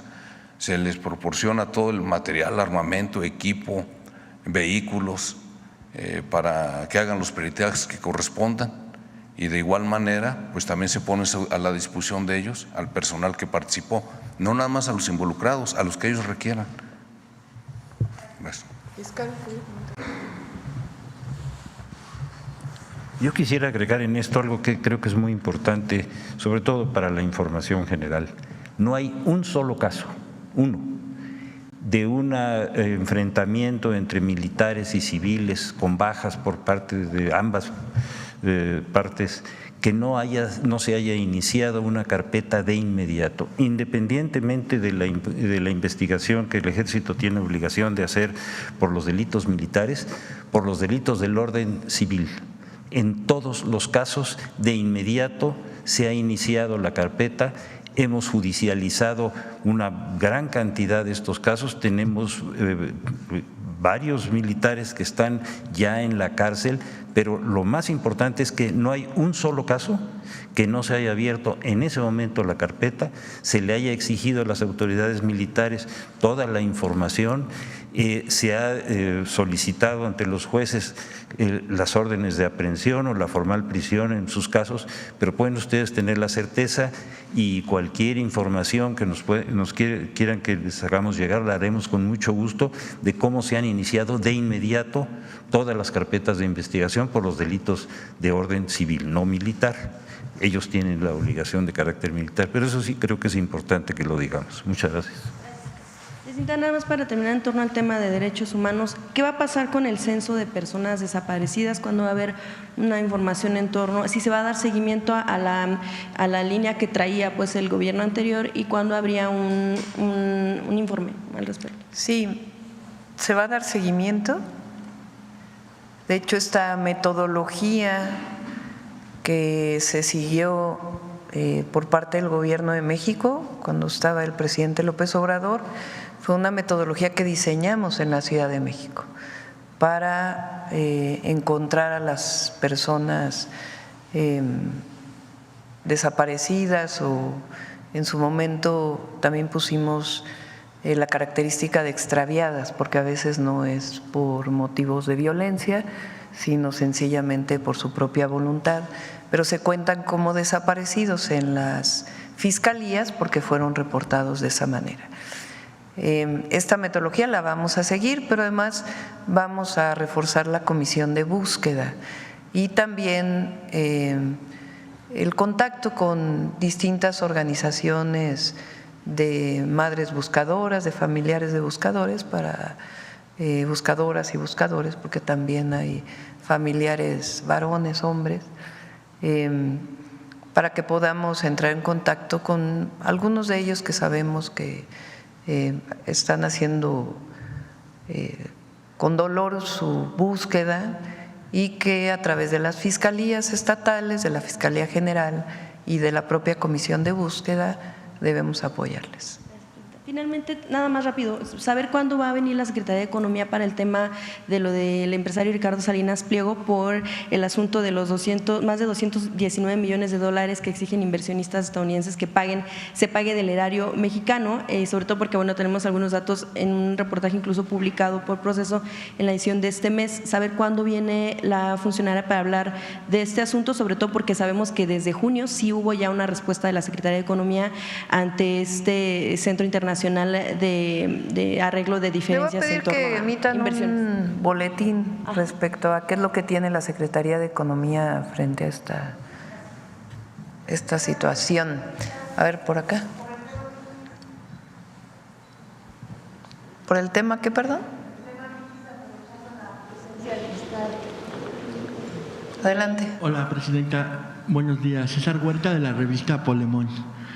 Presidenta, hoy en su segunda columna en el Excelsior y desde Madrid, Ciro Gómez Leiva indica que para mucha gente los ministros son la última línea de defensa de la civilización. Y lo repito y cito textualmente. Parece que tienen por ahí la encuesta de hace un mes, creo, de lo que opina la ciudadanía del Poder Judicial. Ajá. Y bueno, lo repito, Presidenta, dice la última línea de defensa de la civilización, eso dice Ciro. Parece ser que la intención ahora es convertir a las y los ministros, quienes han sido duramente criticados por sus fallos, controvertidos y por posibles actos de corrupción, pues los quieren convertir ahora en mártires y en héroes. Esto coloca a la 4T y a quienes apoyan la reforma judicial como si fueran de la barbarie. Un discurso muy preocupante por su radicalidad. ¿Qué opina de esos discursos que ya parecen una estrategia muy bien coordinada en la comentocracia, Presidenta? Pues es parte de esta campaña que hay de personas que están en contra de la reforma al Poder Judicial. Está bien que haya libertad de expresión, no,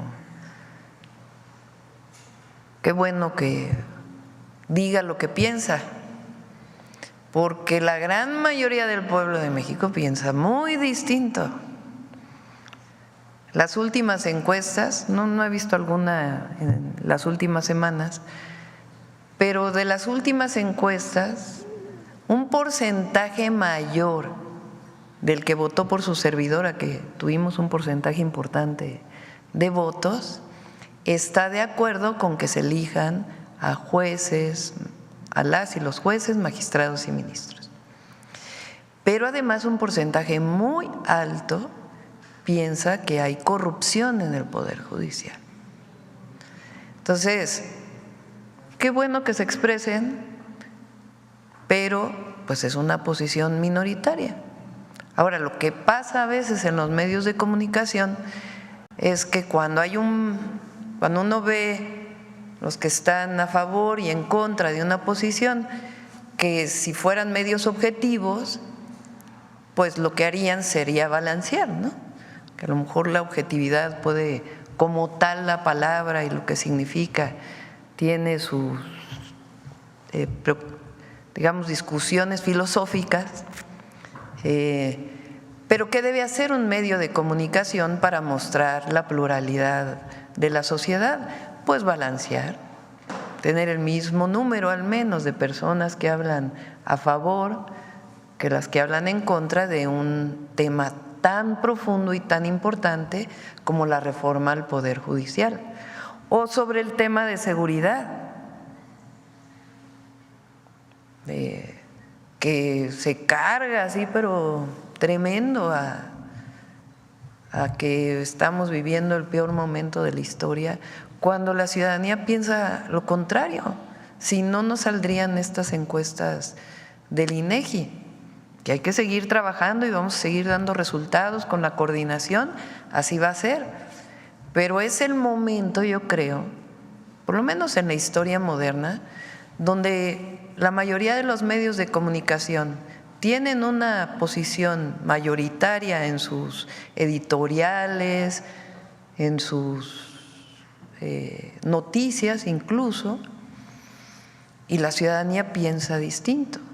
Entonces, más allá de entrar en debate con Ciro Gómez Leiva, pues es su posición, pero mira,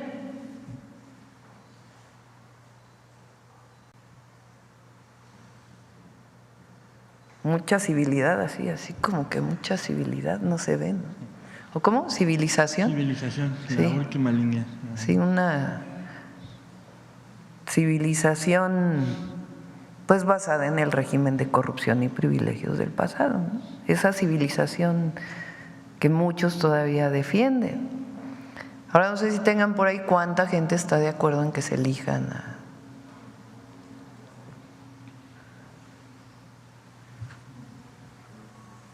Entonces, pero bueno, que viva la libertad de expresión. Y, Presidenta, el proyecto del ministro José Luis González Alcántara, que pretende invalidar pues desde la Suprema Corte parte de la reforma judicial, que como ha dicho usted es lo esencial de la reforma, impidiendo que haya una elección de jueces y magistrados. Pues con esta postura algunos legisladores han insistido en que se debe de hacer ya un juicio político para los ministros. Usted pues ha expresado estar en contra de ello. ¿Mantiene después de este proyecto que fue presentado por el ministro Alcántara la misma postura? Mira, así como el editorial que lees de Ciro, que dice que son el último reducto de la civilidad, ¿o qué? ¿De la civilización? De la civilización. También hay una campaña, lo dije el viernes de la semana pasada en Baja California Sur, de que hay autoritarismo y de que estamos en un momento en donde la presidenta ya no quiere la democracia y bueno, que es increíble, ¿no? Porque lo que se votó y es constitucional ya es que se elijan por el voto popular a los integrantes del Poder Judicial, ¿no?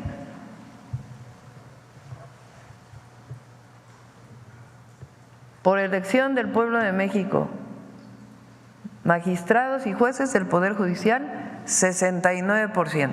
Este es de Las Heras, ¿no? ¿O cómo se llama? Demotecnia, ¿no? y los ministros 62%. En contra o por la Cámara de Senadores 32%, como se elige ahora. Por el Poder Judicial de la Federación 23%. Las encuestas son un reflejo, es una muestra representativa de la opinión del pueblo de México.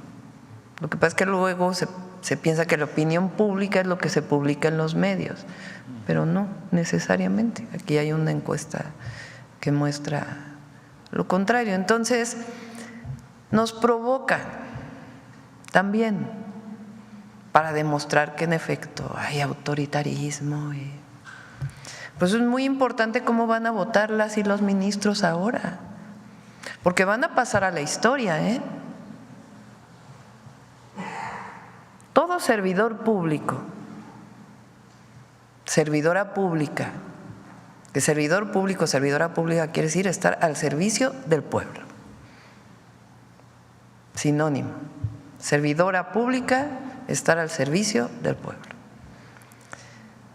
Pero todos en nuestra época en donde tenemos una participación en un espacio público de importancia,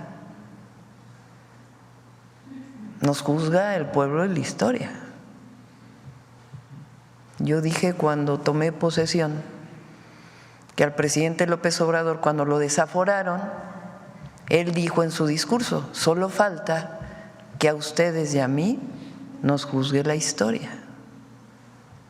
Entonces, estos ministros y ministras que van a votar en estos días, sabiendo que su voto va contra la Constitución, cuando ellos y ellas supuestamente son el resguardo de la Constitución, también van a pasar a la historia.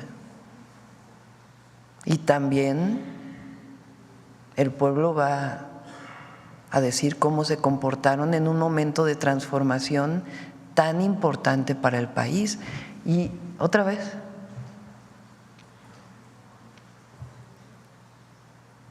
y eso es lo que opina el pueblo. Pero además, el pueblo votó el 2 de junio y votó por la presidenta libremente y votó también por diputados y senadores libremente. Se cumplió la ley de procedimientos electorales y el movimiento de transformación tiene mayoría calificada en la Cámara de Diputados, en la Cámara de Senadores y en la mayoría de los congresos estatales y de la Ciudad de México. Y siguiendo el procedimiento que dice el artículo 135 de la Constitución, se modificó la Constitución.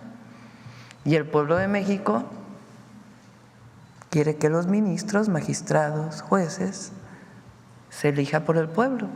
Uno de los argumentos que ayer estaba viendo en esta propuesta que hace el ministro González Alcántara, ¿sí es González, verdad?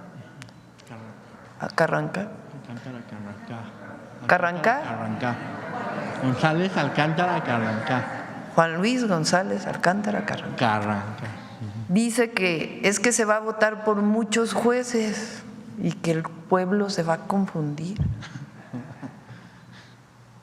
Es uno de los argumentos. Es esta idea de nuevo de que el pueblo no tiene capacidad de decisión. Hace poco salió por alguno de ustedes de una migrante, una paisana, una boleta, a ver si la encuentran por ahí, de cómo votan en Estados Unidos por jueces en uno de los estados. Yo lo vi con, creo que era el Chapucero. Y entonces votan por 62, creo que era el número, ¿no? 62 en uno de los estados de Estados Unidos. Tienen que marcar por nombre. O sea, ya hay experiencias en otros países. Entonces, también a todos nos va a juzgar el pueblo y la historia. Presidenta, y por último, como lo demostraban ahora en el informe de seguridad, pues son evidentes los logros de la administración pasada en materia de seguridad, desde la creación de la Guardia Nacional hasta la disminución en los índices de los delitos de alto impacto, pasando pues como los de el homicidio doloso. Sin embargo, pues como nos decía Presidenta, los medios de comunicación tradicionales afirman que la violencia está desatada. Todos los días uno prende la tele, escucha el radio y es lo mismo, que todo está mal, que el sexenio de AMLO fue un caos y que hoy estamos mucho peor. Eso es lo que todo el tiempo están pasando en los medios de comunicación masivos. ¿Qué le diría a la gente para contrarrestar estos discursos engañosos de la oposición y de varios analistas y medios de comunicación, Presidenta? Miren, ahí está la boleta de jueces en un estado de Estados Unidos. Arizona. 45 cargos, juzgadores.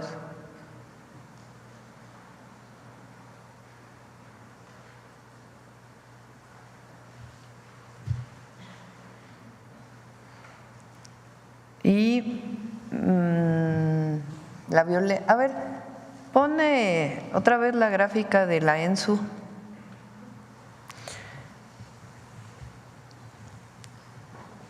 A todas y a todos los mexicanos, porque vamos a seguir trabajando. Nosotros nos estamos comprometiendo a que la estrategia de seguridad va a funcionar y de que vamos a seguir bajando los delitos de alto impacto, homicidios y todos los robos, particularmente con violencia, que afectan mucho a la ciudadanía. La gran mayoría de ellos, por cierto, del fuero común. Eso me lo insiste mucho el fiscal general de la República, porque a él le corresponde los delitos del fuero federal. Y hay muchos delitos del fuero común que le corresponde a los estados. Eso no quiere decir que no nos vayamos a coordinar. Hay que coordinarnos y trabajar conjuntamente para el beneficio de las y los mexicanos. Y tenemos que seguir disminuyendo los delitos y seguir construyendo la paz, incluso en circunstancias tan difíciles como las del estado de Sinaloa, que ni siquiera fueron provocadas por una situación de las fuerzas federales, sino que fue esta situación de la detención de uno de los grandes generadores de violencia o delincuentes. No, la que presentó Marcela está mucho más clara. Porque han disminuido la tendencia. Hay quienes dicen, el número total de homicidios fue… Sí, pero ¿es la tendencia? ¿Cuál es la tendencia? No es lo mismo una tendencia a la alza. Imagínense si no hubiera llegado el presidente López Obrador y hubiera continuado esa tendencia a la alza. Ahí está. A ver, regrésate a primero homicidios, la primera gráfica creo que es.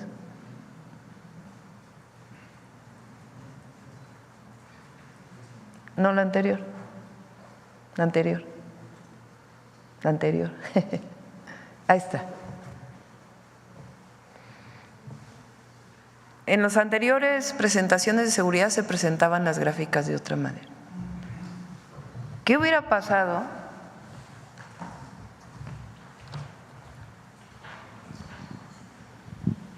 si no se hubiera detenido esta tendencia?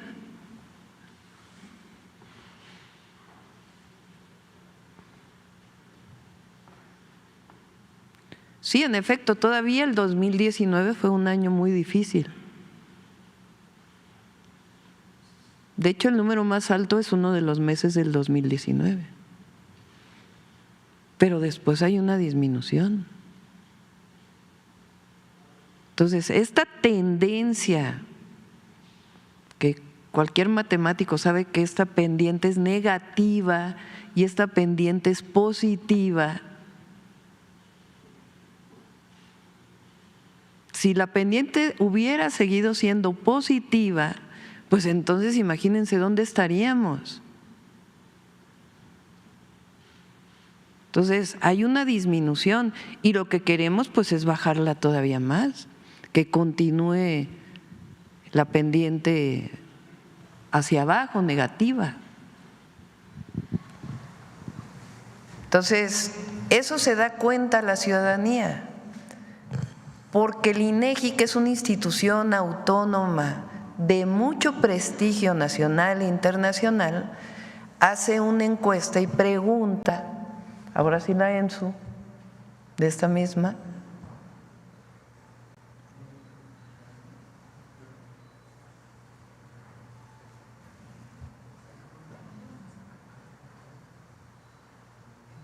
esa. O sea, esta es una encuesta que no es que le pregunten a la gente en el 2024, ¿cómo te sentías en el 17? No. O sea, en el 2018 hicieron una encuesta con las mismas preguntas y la misma metodología que la que se hizo, la última salió hace poco, creo que es cada trimestre, en 2024. Las mismitas, con la misma metodología. Entonces, en el 18, 77% se sentían inseguras en las principales ciudades de nuestro país. Y ahora 58.6% se siente inseguro. ¿Que todavía tenemos que bajar? Pues claro. Pero hay que reconocer que hay una disminución reconocida por la propia ciudadanía. Entonces, bueno, vamos a cerrar con 2 videos sobre Plan DN3 y Plan Marina. Cerramos el día de hoy. Muchas gracias.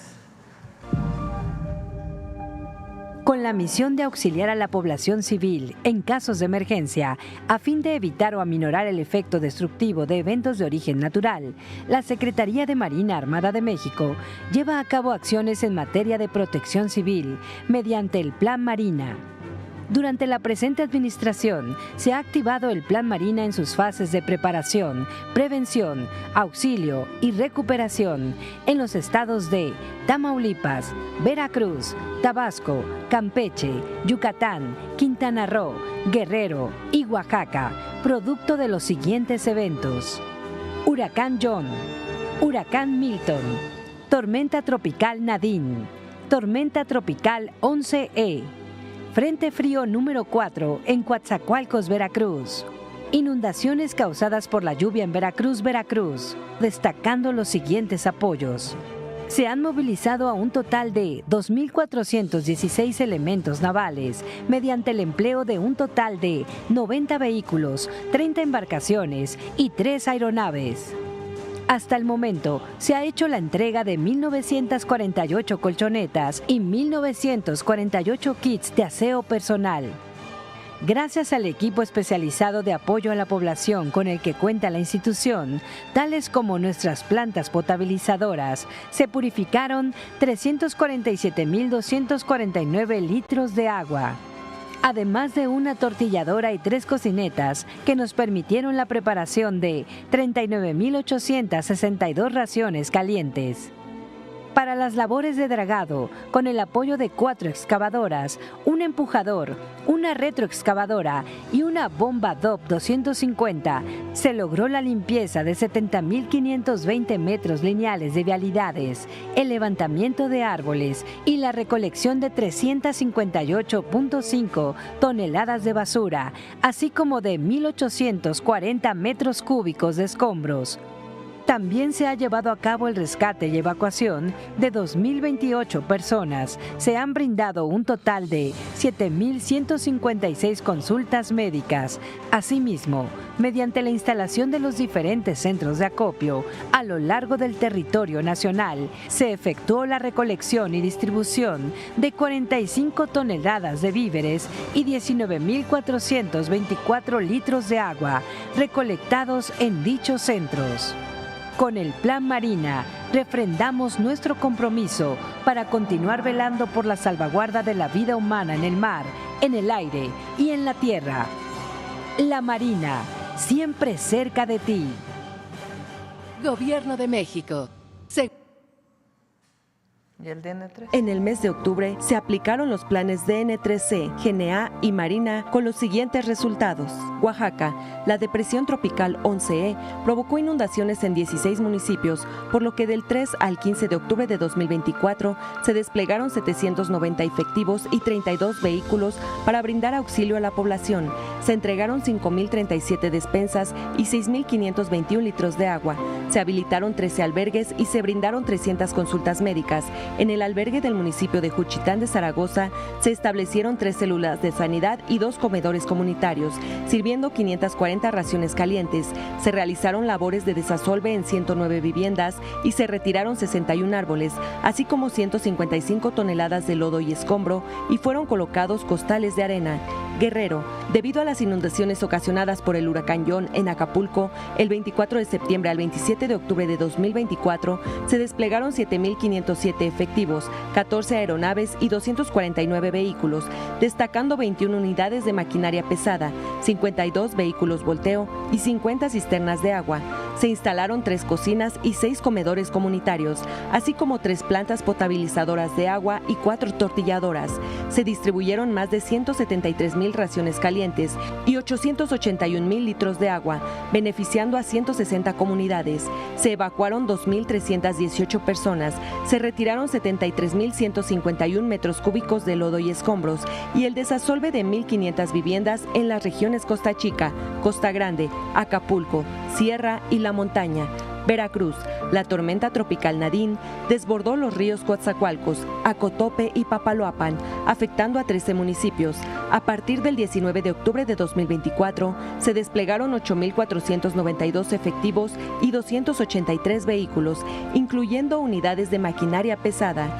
Se han entregado 2.587 despensas y 11.620 litros de agua a la población afectada, y se colocaron costales de arena, habilitación de 14 albergues, resguardando a 991 personas y la evacuación de 572 ciudadanos. En el municipio de Minatitlán se retiraron 215 metros cúbicos de tierra y lodo en las calles y se monitorean los cauces de los ríos. Tabasco, la tormenta tropical Nadine provocó afectaciones en los municipios de Teapa, Jalapa y Tacotalpa. Se desplegaron 7.034 efectivos y 235 vehículos, los cuales realizaron el desasolve de 105 viviendas y 18 calles, así como el reacondicionamiento de 7 vados. Se distribuyeron 2.301 despensas, 800 cobertores y 800 colchonetas. Además, se entregaron 1.116 raciones calientes y se brindaron consultas médicas. Se mantiene el monitoreo de ríos y arroyos. Los planes de DN3C y GNA reflejan el compromiso del Ejército, Fuerza Aérea y Guardia Nacional para el auxilio a la población mexicana afectada ante cualquier desastre. Muchas gracias a todas y a todos. Nos vemos mañana. Buen día.